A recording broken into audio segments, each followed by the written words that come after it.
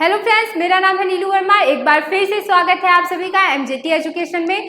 तो चलिए दोस्तों, स्टार्ट करते हैं आज की क्लास, जिसमें कि सॉल्व करेंगे आप साइंस के टॉप सिलेक्टेड क्वेश्चंस जो कि आपके आने वाले एग्जाम जैसे कि एनटीपीसी का एग्जाम, अभी 2 फेज के एग्जाम हुए हैं और भी एग्जाम हो रहे हैं, ग्रुप डी का भी एग्जाम आपका लगा हुआ है, लेखपाल का एग्जाम आ रहा है। तो सभी एग्जामों के लिए बहुत ही इंपॉर्टेंट है आपका रिविजन करना। तो चलिए स्टार्ट करेंगे हम लोग आज की वीडियो को। दोस्तों, क्लास स्टार्ट करने से पहले आप देख सकते हैं यूपी लेखपाल का बैच जो कि लॉन्च हुआ है। बहुत ही बेहतरीन बैच है ये। इसमें आपको सारा सिलेबस आपका कंप्लीट करवाया गया है। तो क्योंकि अब तो एग्जाम की डेट भी आ चुकी है, ज़्यादा टाइम है नहीं आपके पास, लेकिन अगर आप चाहते हैं इसको परचेज करना तो इस समय आपको 50% का डिस्काउंट मिल रहा है। आप इसे तुरंत परचेज कर लीजिए। चलिए स्टार्ट करेंगे हम लोग और बात करेंगे आज के पहले क्वेश्चन की। जिन अंगों की मूल संरचना भिन्न होती है लेकिन दिखने में एक जैसे होते हैं और उनके कार्य भी समान होते हैं, उन्हें क्या कहते हैं? तो देखिए, क्या यहाँ पे आपको क्या क्या चीजें दी गई हैं। पहली चीज कि उनकी जो मूल संरचना होती है वो क्या होती है, भिन्न होती है, लेकिन दिखने में सेम होते हैं और कार्य भी वो सेम ही करते हैं। तो इस प्रकार के जो अंग होते हैं फ्रेंड्स, उनको कहा जाता है समरूप अंग। क्या कहा जाता है? समरूप अंग। ऑप्शन सी इसमें आपका राइट होगा। आप लोग भी कॉपी पेन लेके बैठेंगे और अपने अपने आंसर आप लोग भी नोट करते रहेंगे। लास्ट में आप लोग चेक करके मुझे अपना स्कोर जरूर कमेंट करेंगे। तो चलिए हम लोग यहाँ बात कर रहे हैं समरूप अंक की। समरूप है ना, आप इसको याद कैसे कर सकते हैं? समरूप, 2 वर्ड है ना यहाँ पे, सम प्लस रूप। तो रूप एक जैसा हो, समान हो, जिन अंगों का रूप जो हो यानी जो दिखने में समान हो, उन्हें क्या कहेंगे फ्रेंड्स? समरूप अंक कहेंगे। दिखने में समान हो और उनके कार्य भी समान हो, लेकिन भिन्न क्या होती है? उनकी मूल संरचना। और जस्ट उसका हम लोग कह सकते हैं थोड़ा सा चेंज होता है, समजात अंग। समजात अंग क्या होते हैं? वो अंग जिनकी मूल संरचना समान होती है, जिनकी मूल संरचना समान होती है लेकिन उनके कार्य जो होते हैं वो भिन्न भिन्न होते हैं, वो क्या कहलाते हैं? वो कहलाते हैं समजात अंग। अब समरूप अंग के अगर एग्जाम्पल की हम लोग बात करें तो कौन कौन से अंग आएंगे? जैसे पक्षियों के पंख हो गए, चमगादड़ के पंख हो गए, इन सबका कार्य क्या होता है? उड़ना। सबका कार्य उड़ना ही होता है, तो ये कार्य समान करते हैं लेकिन इनके जो मूल संरचना जो इनकी होती है वो भिन्न होती है। और समजात अंग के एग्जाम्पल की बात करें तो जैसे आप ले सकते हैं किसी पक्षी का पंख हो गया, घोड़े का अगला पैर हो गया। तो ये दोनों की मूल संरचना क्या होती है? सेम होती है, लेकिन कार्य इनका अलग अलग होता है। पक्षियों के पंख जो होते हैं उड़ने के कार्य में आते हैं, और जो घोड़े का अगला पैर होता है वो तो आप जानते ही, उससे उड़ तो नहीं सकता वो डेफिनेटली, तो वो हो गया समजात अंग। तो अब तो दोनों में क्लियर हो गया आप लोगों को। चलिए आगे बढ़ेंगे हम लोग, नेक्स्ट की बात करते हैं। जल में अम्ल के मिश्रण को क्या कहा जाता है जिसके परिणाम स्वरूप प्रति इकाई आयतन में आयनों की सांद्रता में कमी हो जाती है? तो जल में अम्ल का मिश्रण हो या क्षार का मिश्रण हो, जब भी ऐसा कोई मिश्रण जल के साथ क्रिया करता है जिसके परिणाम स्वरूप प्रति इकाई आयतन में आयनों की सांद्रता में कमी हो जाती है, तो फ्रेंड्स उसको क्या कहते हैं? तनुकरण कहते हैं। ऑप्शन सी इसमें राइट आंसर हो जाएगा। क्या कहते हैं? तनुकरण कहते हैं। यहाँ पे आपको एक ऑप्शन दिख रहा होगा उदासीनीकरण। ये क्या होता है? तो जब अम्ल और क्षार क्रिया करके जल और लवण बनाते हैं जो कि एक दूसरे को क्या करते हैं? कैंसिल आउट करने का कार्य करते हैं, तो वो जो अभिक्रिया होती है उसको कहते हैं उदासीनीकरण, यानी एक दूसरे को न्यूट्रल कर देते हैं वहां पे, तो वो हो गया उदासीनीकरण। आगे बढ़ेंगे हम लोग, नेक्स्ट क्वेश्चन। निम्न में से कौन कोशिका विभाजन को प्रोत्साहित करता है? कोशिका विभाजन को निम्न में से कौन प्रोत्साहित करता है? तो क्या होगा इसमें राइट आंसर? राइट आंसर हो जाएगा इसमें ऑप्शन ए, साइटोकाइनिन। साइटोकाइनिन जो होता है ये पौधों में पाया जाने वाला एक प्रकार का हार्मोन्स होता है जो उनकी वृद्धि में सहायता करता है। कहाँ पाया जाता है? पौधे के किस भाग में? तो ये पौधों के जड़ों और उनके प्ररोह सिरों पर पाया जाता है। ठीक है, जड़ों और प्ररोह सिरों पर। अगर आपसे ये भी पूछता है तो आप इसको भी ध्यान में रखेंगे कि ये पौधे के किस भाग में पाया जाता है, तो उनकी जड़ों में और प्ररोह सिरों पर पाया जाता है। कौन सा हार्मोन? Cytokinin hormone. ठीक है, ये जो इसका काम ही है, आपने क्वेश्चन में ही देख लिया कि क्या करता है, ये कोशिका विभाजन को ये बढ़ाता है, प्रोत्साहित करता है। चलिए आगे बढ़ेंगे। केवल समुद्र में पाई जाने वाली मछली है, या आप ऐसे भी कह सकते हैं कि इनमें से कौन है जो कि एक मछली है? क्या? Dogfish, jellyfish, starfish, silverfish. तो फ्रेंड्स डॉगफिश, डॉगफिश यहाँ आपको इमेज में भी दिख रही है, डॉगफिश का इमेज यहाँ पे लगाया हुआ है मैंने।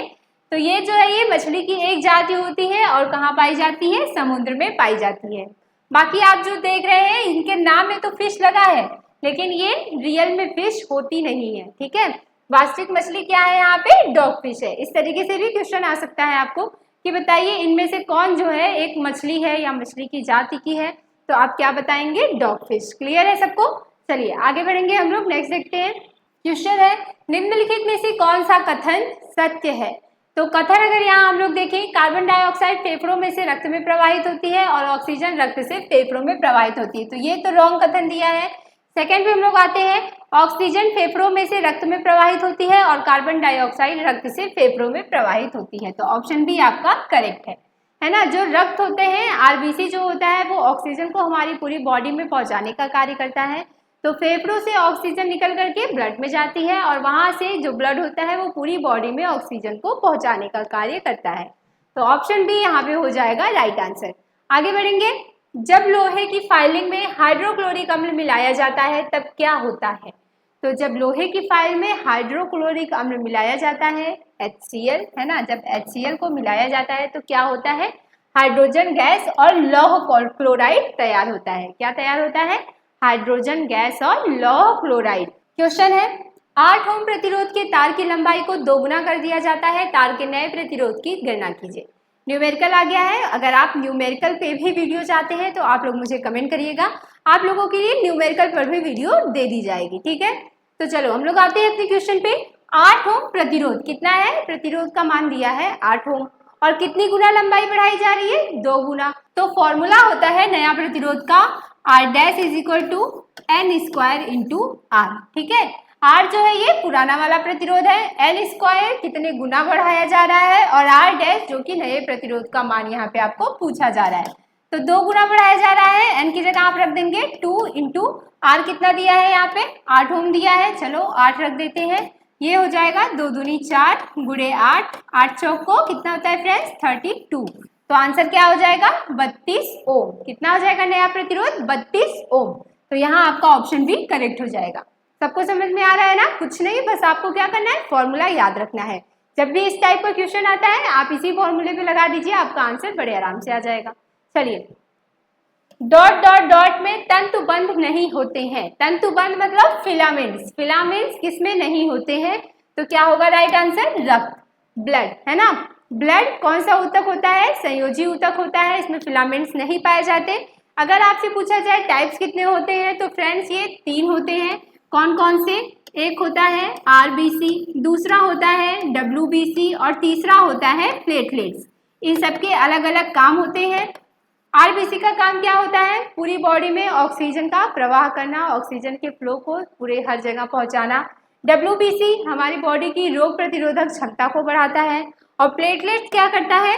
ये जो टूटी फूटी कोशिकाएं होती, जो डैमेज कोशिकाएं उनकी उनका मरम्मत करता है और साथ साथ जो ब्लड का लीकेज होता है, यानी कि आप कह सकते हैं जो जब कभी चोट वोट लग जाने पे हमारी बॉडी से जो खून निकलता है, जो बहने लगता है, तो उसको रोकने का कार्य भी ये प्लेटलेट्स ही करता है। क्लियर है सबको? Karl Landsteiner, Karl Landsteiner, इनको भी आप इनका नाम याद रखेंगे। ये जो साइंटिस्ट हैं वर्ग समूह के जनक माने जाते हैं। इन्होंने ब्लड को कैटेगराइज किया था, O, A, B और AB 4 टाइप्स में इनको बांटा था। फिलहाल उतना डीप में हम लोग यहाँ नहीं जाएंगे वरना वीडियो काफी लेंदी हो जाएगी।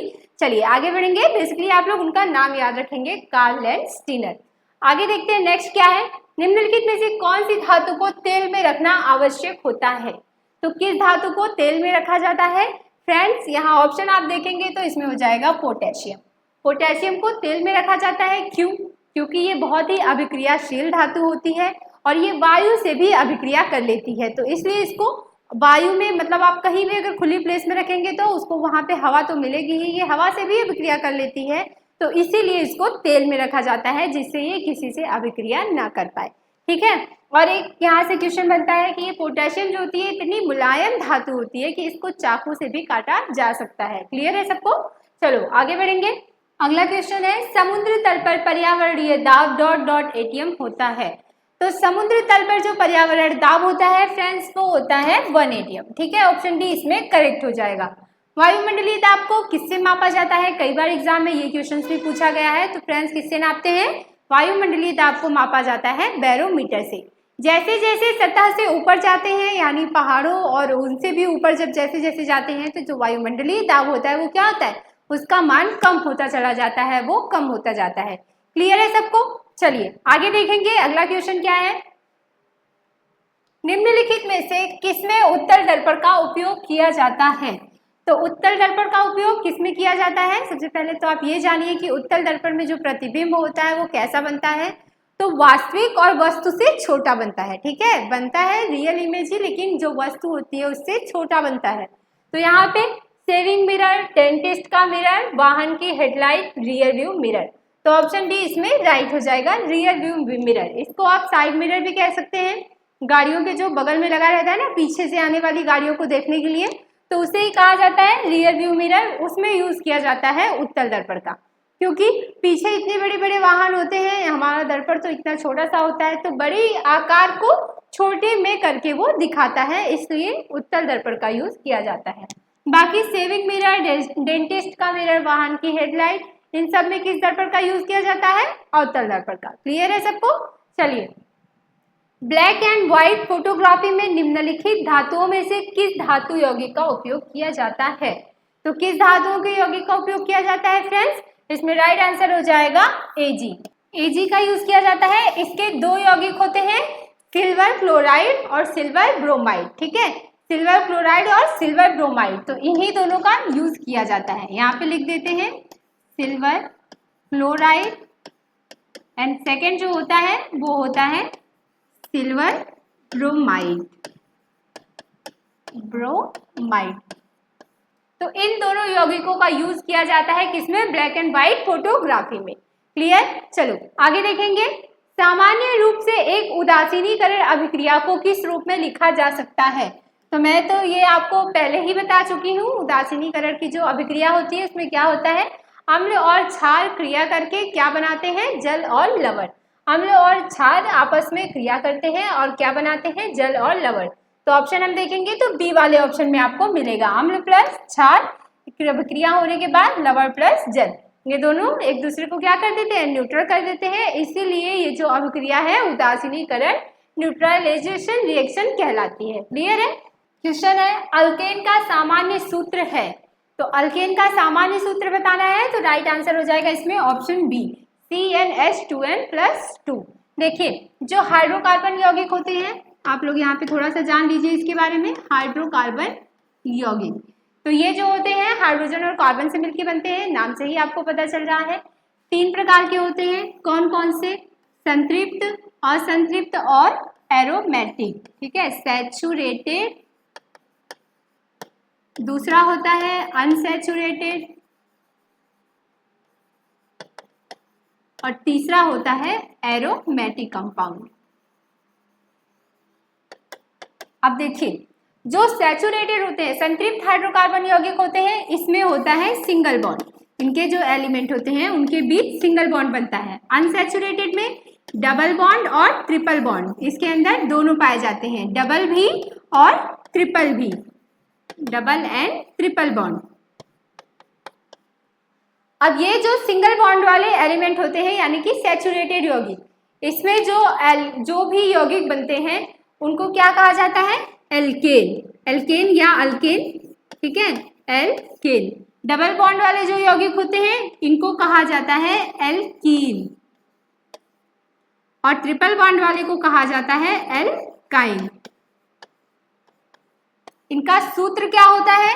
तो एल्केन का सूत्र होता है, पेन का कलर चेंज करते हैं, ये होता है CnH2n+2, ये होता है एल्केन का। एल्कीन का क्या होता है? तो बहुत ही सिंपल है, CnH2n, और एल्काइन का होता है CnH2n-2। ठीक है, CnH2n-2। बहुत ही आराम से आप इसको याद रख सकते हैं। देखिए, सिंगल, डबल, ट्रिपल, अगर तीनों को लिखा जाए एक लाइन में तो ऐसा नहीं है कि CnH2n+2, बीच में जो है CnH2n, फिर उसके बाद जो है CnH2n-2। ठीक है, एल्केन, एल्कीन, अल्काइन, ये होते हैं तीनों। तो यहाँ पे आपको क्या बताना है? एल्केन का सामान्य सूत्र CnH2n+2, ये होता है। बाकी का भी पूछे तो आप आराम से बता सकते हैं। इनके जो एलिमेंट होते हैं उसके बीच कौन सा बॉन्ड होता है? सिंगल बॉन्ड होता है। एग्जाम्पल आप कुछ भी ले सकते हैं, मेथेन, एथेन, प्रोपेन, ब्यूटेन, ये सब क्या है, एल्केन सीरीज के अंतर्गत ही आते हैं। समझ में आ गया ना सबको? चलो आगे देखते हैं, नेक्स्ट क्या है। एंटीबैक्टीरिया दवा का उपयोग करने पर यह देखा गया कि बैक्टीरिया की संख्या पहले घंटे में 4% कम हो जाती है, उसके बाद दूसरे घंटे में संख्या 5% बढ़ी है और तीसरे घंटे में संख्या 10% बढ़ी है। ये न्यूमेरिकल आ गया है, तो इसको आप लोग थोड़ा सा ध्यान से देखेंगे, बहुत ही इंपॉर्टेंट क्वेश्चन है। चलिए, यदि बैक्टीरिया की संख्या 5 लाख है, कितनी है, 5 लाख है, तो 3 घंटे के अंत में बैक्टीरिया की संख्या में प्रतिशत वृद्धि कितनी है। तो पूरा मैथमेटिक है ये, इसमें कोई आपको कैलकुलेशन ही करना है, बस कोई आपको फॉर्मूला नहीं लगाना है।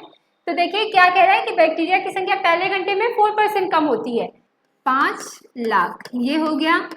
अब पहले घंटे में कितनी कम हो रही है, 4%, 4% कम हो रही है, तो बची कितनी, 96%, 4% कम होगी तो बचेगी कितनी, 96%, तो यहाँ हम लिखेंगे 96%। अब ये तो हो गया पहले घंटे का रिजल्ट। उसके बाद जो भी रहेगा, जो भी बैक्टीरिया बची रहेंगे, क्या कह रहा है, दूसरे घंटे में संख्या 5% बढ़ जाती है, दूसरे घंटे में क्या हो रहा है, 5% बढ़ जा रही है, तो ये जो बची हुई संख्या है इसी का 5% और निकालना है आपको। तो चलिए ये कर दिया हमने। फिर तीसरे घंटे में 10% बढ़ी है, तीसरे घंटे में कितनी बढ़ रही है, 10%, 100 थी, 10% और बढ़ गई, तो यानी कि 1/10/100।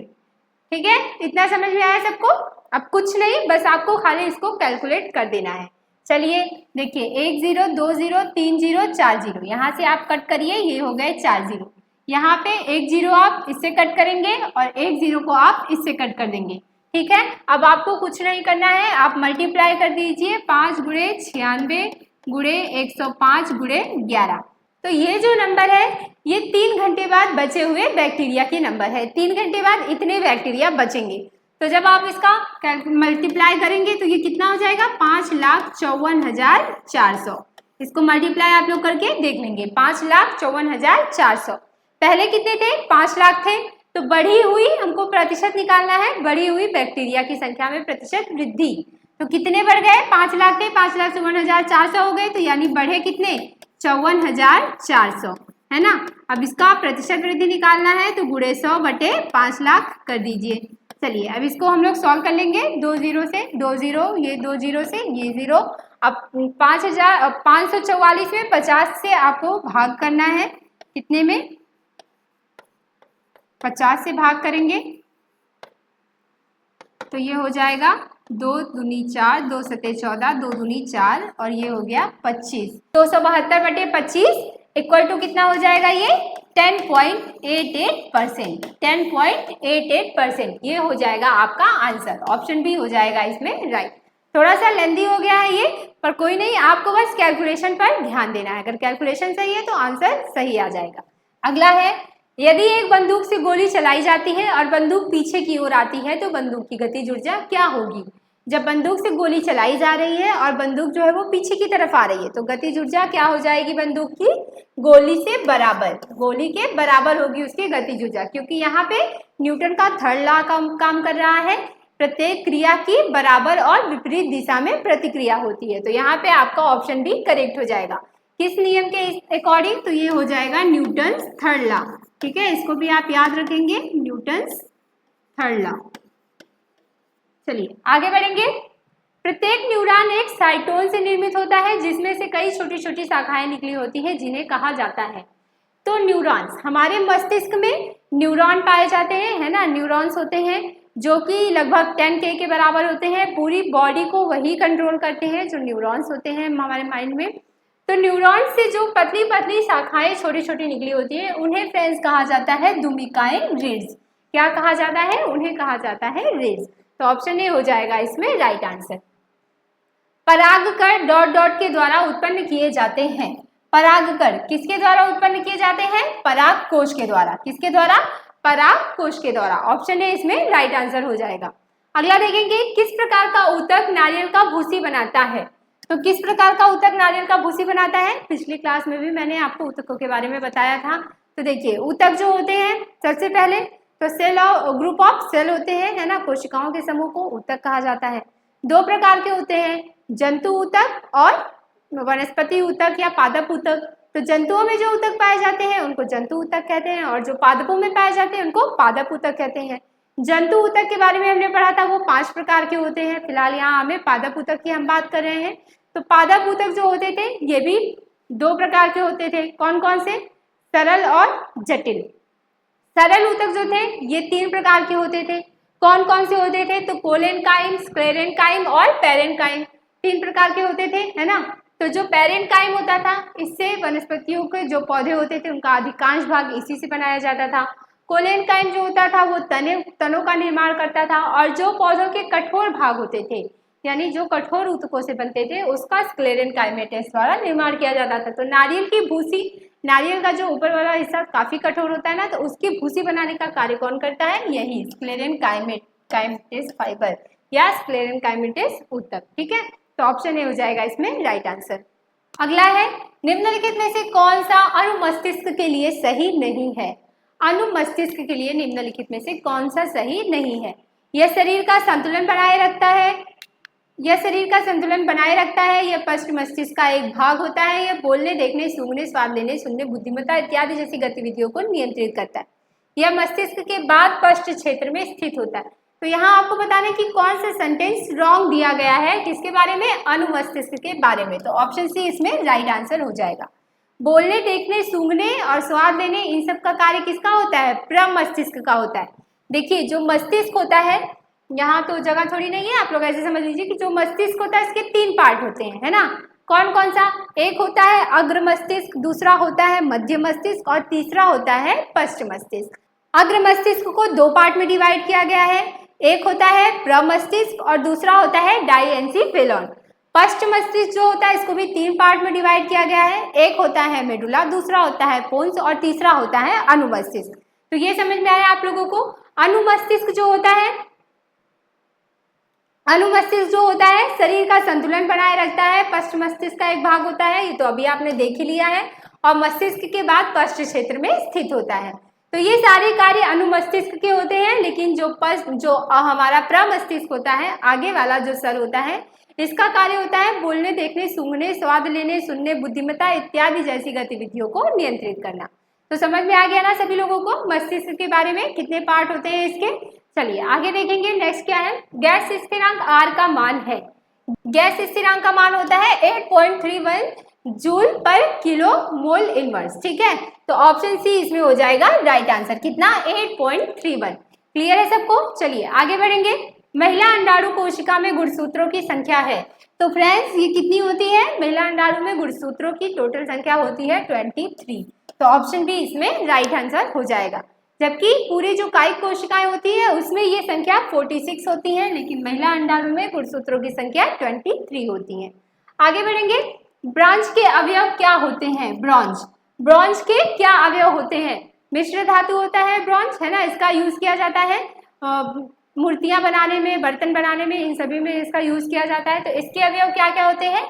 Copper plus tin, copper plus tin, option B इसमें हो जाएगा राइट आंसर। कॉपर जो होता है इसमें 88% पाया जाता है और जो टिन होता है ये लगभग 12% होता है। कॉपर ज्यादा होता है और टिन कम होता है। तो यूज तो मैंने आपको बता दिया। अब बाकी जो ऑप्शन दिए गए हैं ये सब किसके हैं? तो कॉपर प्लस जिंक ये क्या होता है? ये होता है पीतल। कॉपर प्लस जिंक मिलकर बनाते हैं पीतल। यहाँ पे लेड प्लस टिन ये दोनों मिलकर के क्या बनाते हैं? तो ये दोनों मिलकर बनाते हैं सोल्डर। और उसके बाद कॉपर प्लस एल्यूमिनियम बहुत ही इंपॉर्टेंट मिश्र धातु है, ये बनाता है रोल गोल्ड,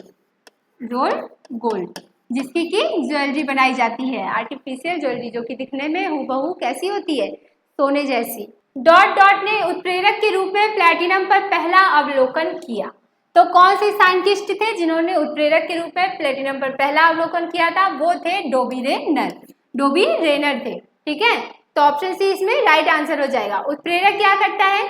किसी भी अभिक्रिया में जब उत्प्रेरक डाला जाता है तो वो अभिक्रिया की गति को बढ़ाने का कार्य करता है। बहुत ही इंपॉर्टेंट टॉपिक है, याद रखेंगे। उत्प्रेरक क्या करता है? अभिक्रिया की गति को बढ़ाने का कार्य करता है। मेंडलीफ, मोसले, न्यूलैंड, ये तीनों के ही नाम कहाँ पे आते हैं? आवर्त सारणी में। इन सब ने आवर्त सारणी की खोज की थी, लेकिन कुछ कमियों की वजह से इनकी आवर्त सारणी का जो इन्होंने नियम दिया था उसको कैंसिल करना पड़ा और अभी वर्तमान में जो आवर्त सारणी चल रही है वो किसकी है? मेंडलीव की आवर्त सारणी, मेंडलीव, जो ऑप्शन ए में आपको दिख रहे हैं। ठीक है, चलो आगे देखेंगे। स्तनपायियों में डॉट डॉट, तो क्या होते हैं? स्तनपायियों में बालों के साथ साथ ग्रंथि वाली त्वचा होती है। ऑप्शन ए करेक्ट हो जाएगा। पंखों के साथ शुष्क और ग्रंथि वाली त्वचा, पंख तो नहीं होते हैं, है ना। पंखों के साथ शुष्क और ग्रंथि विहीन त्वचा, सर के साथ शुष्क, तो इसमें ऑप्शन ए आपका करेक्ट हो जाएगा। बाकी तीनों ऑप्शन क्या है? यहाँ पे गलत दिए गए हैं। जो स्तनपायी होते हैं वो समतापी होते हैं, उनकी बॉडी का टेम्परेचर जो होता है वो समान होता है। चलिए आगे बढ़ेंगे। नेक्स्ट देखते हैं, निम्नलिखित में से कौन सा पौधों की बाह्य त्वचा का कार्य नहीं है? तो पौधों की बाह्य त्वचा का कार्य क्या नहीं होता है? देखते हैं। रोमों की सहायता से वायु की स्थिर रोधन परत तैयार करना, पौधों को संरक्षित रखना, प्रकाश संश्लेषण करना, वाष्पोत्सर्जन को नियंत्रित करना। तो प्रकाश संश्लेषण की जो क्रिया होती है उसमें पौधे की बाह्य त्वचा का कोई कार्य नहीं होता। प्रकाश की उपस्थिति में पौधे प्रकाश संश्लेषण की क्रिया द्वारा अपना भोजन तैयार करते हैं, है ना। तो प्रकाश संश्लेषण की क्रिया में पौधों की बाह्य त्वचा का कोई कार्य नहीं होता है। ऑप्शन बी इसमें राइट होगा। आगे बढ़ेंगे। निम्नलिखित में से किस बल की प्रकृति विद्युत चुंबकीय नहीं है? तो विद्युत चुंबकीय प्रकृति किसकी नहीं होती है? पिंड के भार की, क्योंकि भार बराबर क्या होता है? W बराबर क्या होता है? द्रव्यमान गुणे त्वरण, है ना, द्रव्यमान गुणे त्वरण। तो यहाँ पे विद्युत चुंबक से कोई लेना देना नहीं है, तो आपका ऑप्शन है इसमें करेक्ट हो जाएगा, पिंड का भार। अगला देखेंगे। डॉट डॉट डॉट, वह भौतिक राशि है जो कभी भी ऋणात्मक नहीं हो सकती। तो बहुत ही इजी है ये, बहुत ही इजी क्वेश्चन आ गया है यहाँ पे। कभी भी ऋणात्मक नहीं हो सकती, कौन सी राशि होती है? वो होती है फ्रेंड्स दूरी। ऑप्शन डी राइट आंसर हो जाएगा। दूरी जो होती है टेढ़ी मेढ़ी आड़ी पीढ़ी जैसे भी आप चलिए, वो हमेशा क्या होती है? पॉजिटिव में ही उसका मान होता है, ऋणात्मक कभी भी नहीं हो सकती दूरी। तो ऑप्शन डी इसमें करेक्ट हो जाएगा। आगे बढ़ेंगे। निम्नलिखित में से किस व्यक्ति ने पोलियो का टीका विकसित किया था? तो पोलियो का टीका किस साइंटिस्ट ने विकसित किया था? क्या नाम है उनका? Jonas Edward Salk. Jonas Edward Salk ने पोलियो के टीके का आविष्कार किया था। मैरी क्यूरी जो है ये रेडियम और पोलोनियम जैसे तत्वों की खोज की थी इन्होंने। लुई पास्चर पाश्चुरीकरण के लिए इनको जाना जाता है। अल्फ्रेड वी नोबल, इन्होंने डायनामाइट का आविष्कार किया था। ठीक है, समझ में आ गया ना सबको?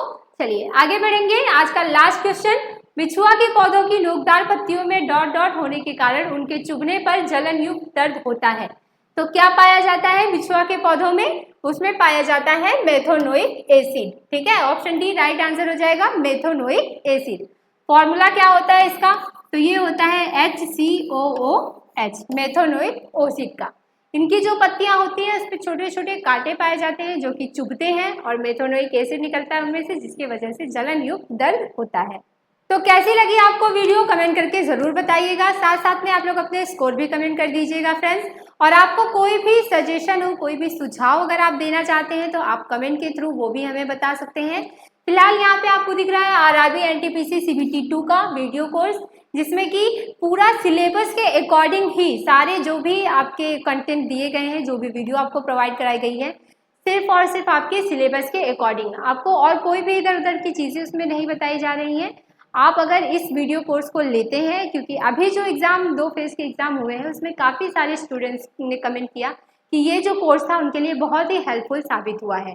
तो अगर आप भी कोर्स लेना चाहते हैं तो आप परचेस कर सकते हैं। हमारे MJT ऐप पर जाइए, वहाँ से आप इसको बड़े ही आराम से परचेस कर सकते हैं। और अदरवाइज अगर आपको कोई प्रॉब्लम हो रही है तो आपको नीचे डिस्क्रिप्शन में व्हाट्सएप नंबर भी दिया है, वहाँ से भी आप कॉन्टैक्ट करके इस कोर्स को परचेस कर सकते हैं।